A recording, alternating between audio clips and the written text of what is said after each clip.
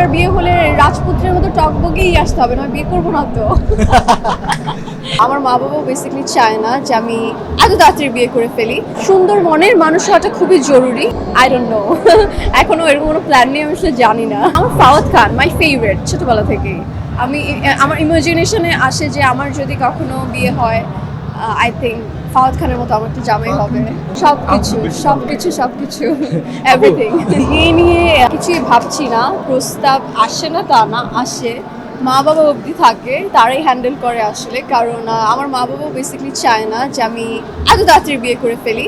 কারণ ছোটোবেলা থেকে আমার মা বাবা বলছে আগে নিজের পায়ে দাঁড়াতে, নিজে সাকসেসফুল হতে, কারোর উপর ডিপেন্ডেন্ট হতে না। সো আমি সেইটাই মেনটেন করে আসছি। যখন আমি মনে করি আমি ফুললি সাকসেসফুল, তখন আমি এটা বেছে নেবো। আমি এটা জানি না, এটা আমার মা বাবাকে প্রশ্ন করতে হবে। আমি এটা নিয়ে কিছু বলতে পারবো না যে তারা কি বলে।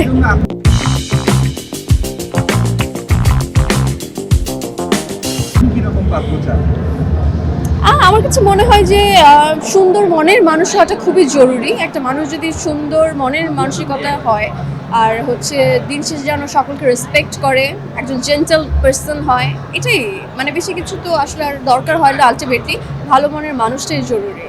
আই ডোন্ট নো, এখনো এরকম কোনো প্ল্যান নেই, আমি আসলে জানি না। আমার ফাওয়াদ খান মাই ফেভারিট ছোটবেলা থেকেই। আমার ইমাজিনেশনে আসে যে আমার যদি কখনো বিয়ে হয়, আই থিঙ্ক ফাওয়াদ খানের মতো আমার তো জামাই হবে। অভিনয় বেশি ভালো লাগে নাকি ফাওয়াদ খানের? সবকিছু এভরিথিং। থাকে না প্রত্যেকটা মেয়ের স্বপ্ন যে আমার বিয়ের সময় রাজপুত্রের মতো ঘোড়ায় চড়ে টকবগিয়ে আসবে, এরকম কোনো ইচ্ছা আছে কিনা? এরকম ইচ্ছা আছে, এবং আমার বিয়ে হলে রাজপুত্রের মতো টকবগেই আসতে হবে, না বিয়ে করবো না তো।